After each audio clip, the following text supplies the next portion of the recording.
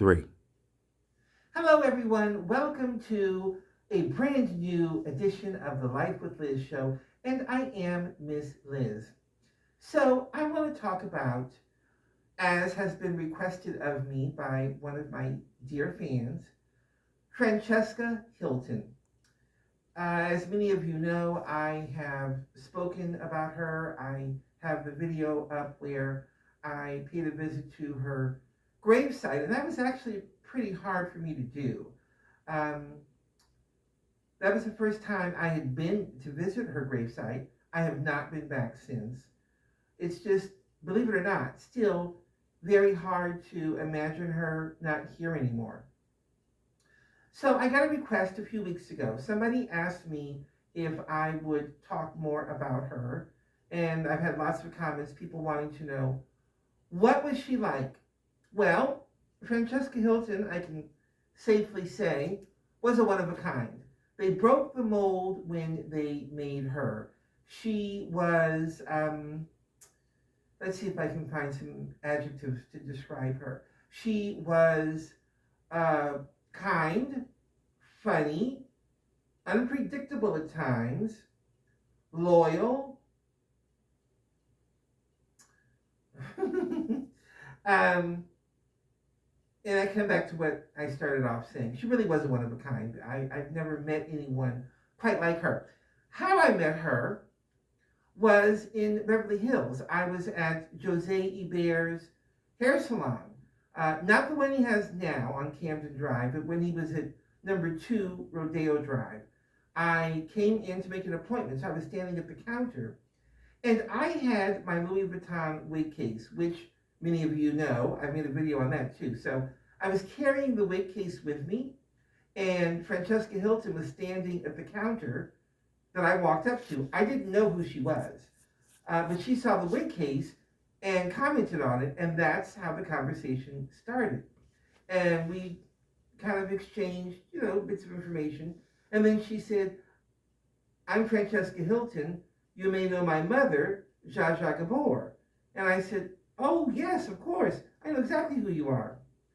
So we started talking and found we had a few things in common, or common interest anyway. And that's how it started. And she gave me her phone number and told me to call her. So flew back after that weekend to the San Francisco Bay Area. And next trip I made down to LA, I called her and we got together. And so that kind of began a routine that I met her when she was 59 and she passed away at age 67. So for the next 8 years, that was our routine. I would fly into town and we would get together. Now, my strongest memory of Francesca is when she and I and her boyfriend, Michael, flew to New York City at Christmas time in 2011. We flew to New York City because Elizabeth Taylor had passed away earlier that year, and we went to the huge auction of Elizabeth Taylor's jewelry. And we sat together in the same row. We had very hard to get coveted tickets into the evening sale of the fine jewels. And the reporters were there, and Francesca got interviewed by one of the big London papers. I don't remember which one. And I got interviewed by the New York Times. I still have that interview, by the way.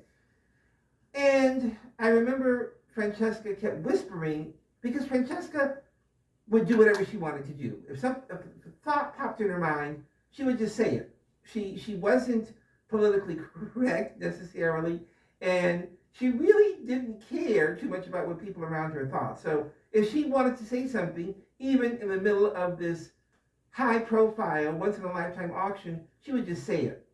So from time to time, she would lean over and, ask me a question or make a comment about something. And when she got to use the bathroom, the man in front of me, I remember, turned around and said, "Who is that?" And I said, "That's Francesca Hilton, Zsa Gabor's daughter." So she had a certain presence about her that people could kind of pick up on. As many of you also know, the end of her life was really difficult. She was estranged from her mother, battling with her stepfather to get control of her mother's estate unsuccessfully.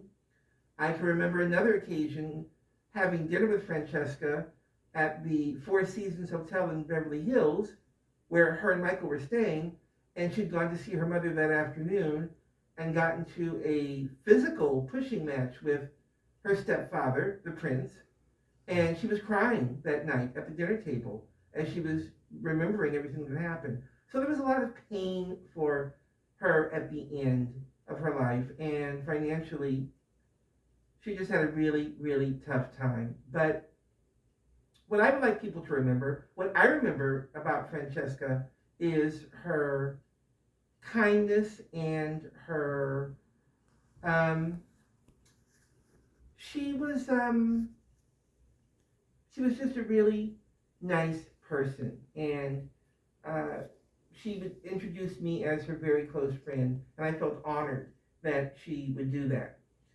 Um, so those are some thoughts of Francesca Hilton. By all means, post in the comments if there's something else you'd like to know. I'll be more than happy to talk further about it because I really do miss her a lot. And it's nice to know people are still thinking about her. So for now, that's all. Thank you for watching. See you next time.